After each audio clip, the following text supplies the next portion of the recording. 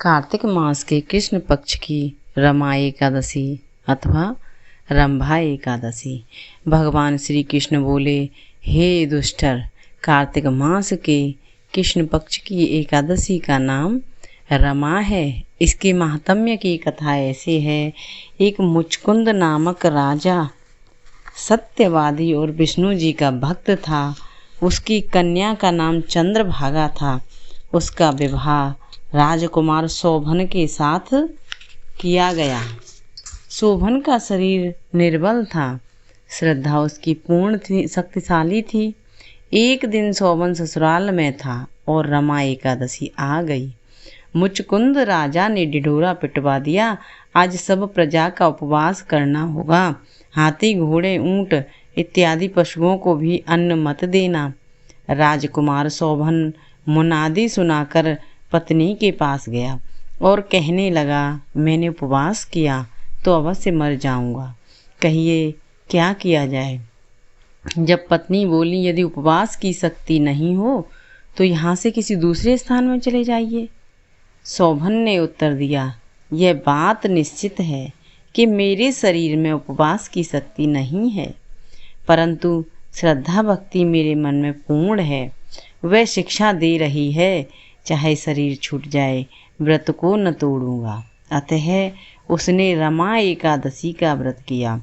भूखा प्यासा दिन को व्यतीत किया। कष्ट पाकर रात्रि को भी जागरण कर निकाल दिया।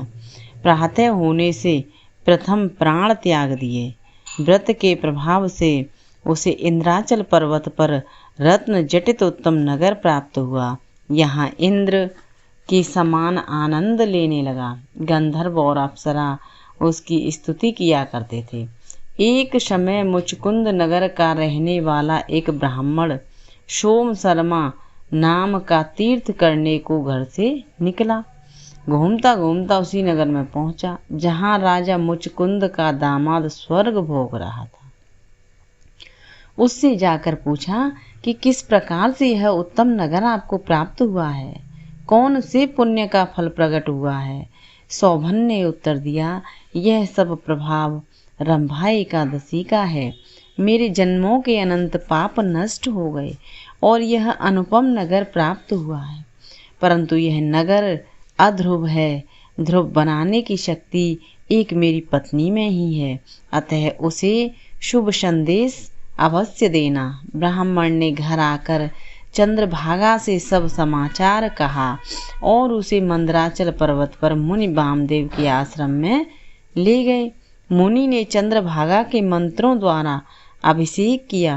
वह दिव्य शरीर धार कर पति के पास चली गई है। पति को कहने लगी, मैं जन्म से एकादशी व्रत करती रही हूँ, उसके प्रभाव से तेरा अनुपम नगर ध्रुवलोक के समान अचल रहेगा। इस महात्म्य की कथा सुनने से भी विष्णु लोक मिलता है। इस दिन केले का सागार लेना चाहिए। भक्तों, हमारी वीडियो को लाइक करें, चैनल को सब्सक्राइब करें। सौजन्य से माँ ज्वाला देवी मंदिर, मथुरा।